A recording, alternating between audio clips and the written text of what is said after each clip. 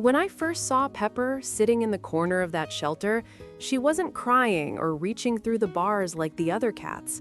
She was just watching, still as a statue, eyes locked on me like she already knew exactly what was about to happen.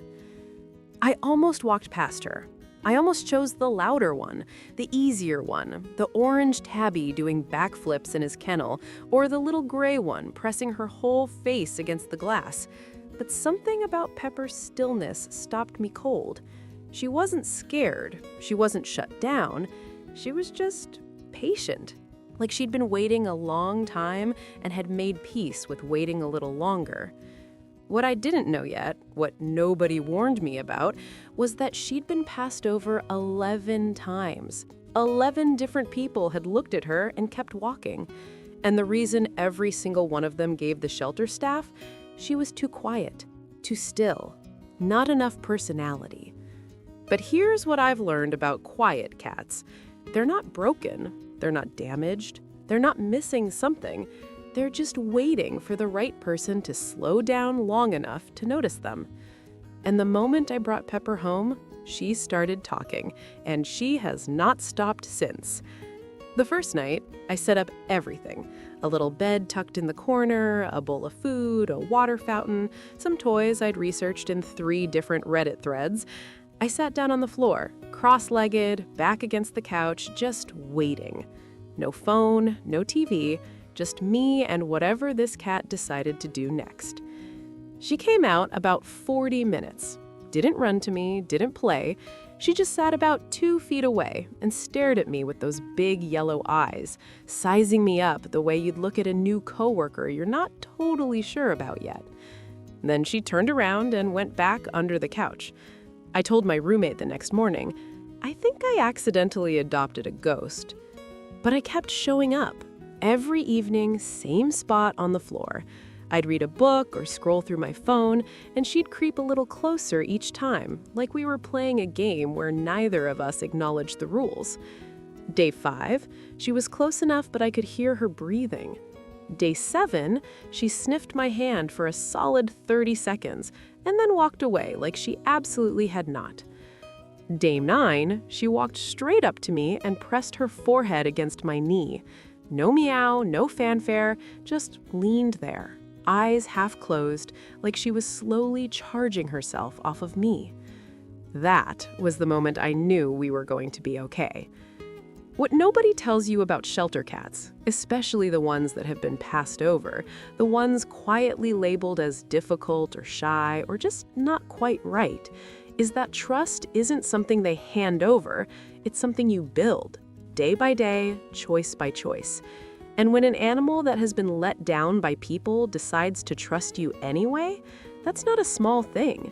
That's one of the most meaningful things another living creature can give you. If you're the kind of person who roots for the overlooked ones, the ones in the back of the room, the ones people keep walking past, this channel is exactly for you. Hit that subscribe button and stay with us because Pepper's story is only just beginning. About 3 weeks in, she found her voice, and I mean that in the most literal sense. It started with a tiny chirp when I opened the French. Not a full meow, more like a question. Is that for me? Could any of that possibly, conceivably be for me? Then it evolved fast. Within a month, she had developed what I now call the morning announcements.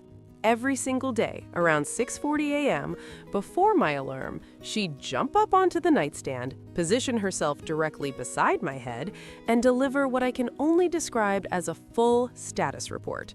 I genuinely have no idea what's happening in her jurisdiction between midnight and sunrise, but based on the length of the briefing, it is a lot. She has completely different sounds for different situations.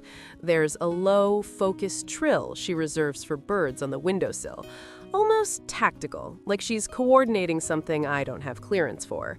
There's a sharp little chirp she uses when I'm taking too long with her food, which sounds nothing like the longer, drawn-out sound she makes when she's just bored and wants company. And she has an entirely separate noise reserved exclusively for the neighbor's dog. A kind of disgusted exhale that I find genuinely hilarious every single time without fail. My friends think I'm being dramatic when I say she holds full conversations. But if you heard her, you'd understand. It's not random noise, it's call and response. I say something, she answers. I ask a question, she has thoughts. Whether or not she understands the actual words, she completely understands the rhythm of talking to someone who's paying attention. She also has strong television opinions. Nature documentaries get her full, undivided focus. She'll sit 6 inches from the screen, pupils wide, tail ticking back and forth like a metronome. Crime dramas? She leaves the room every single time. I have decided not to read into that. And what caught me most off guard, more than the voice, more than the personality explosion, is the way she shows up when things are hard. When I'm sick, or anxious, or just completely wrung out from the week, she finds me. Doesn't make a production out of it, just appears and settles herself against my legs like a warm, solid anchor. Like she's quietly saying, I see you, I've got you, I'm right here. People ask sometimes if I wish I'd gotten an easier cat. Honestly, not even for a second. Pepper is a lot. She's loud now and wonderfully opinionated. She claimed my favorite armchair about 6 months ago, and I have fully surrendered it. She knocked my water glass off the counter last week, held eye contact the entire time, and walked away without a shred of guilt.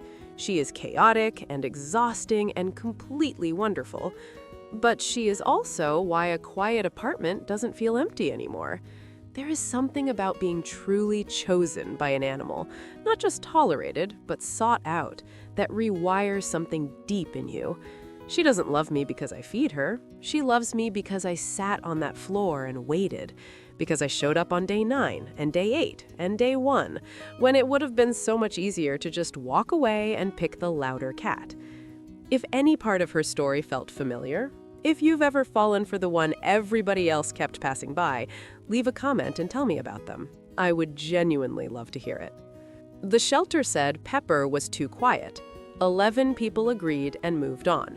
But I've come to believe that quiet just means they're saving it, saving all that warmth, all that personality, all those ridiculous early morning briefings for the one person who finally decides to stay. So, here's the question I keep coming back to. If you had walked past her cage that day, knowing everything you know now about who she turned out to be, do you honestly think you would have stopped?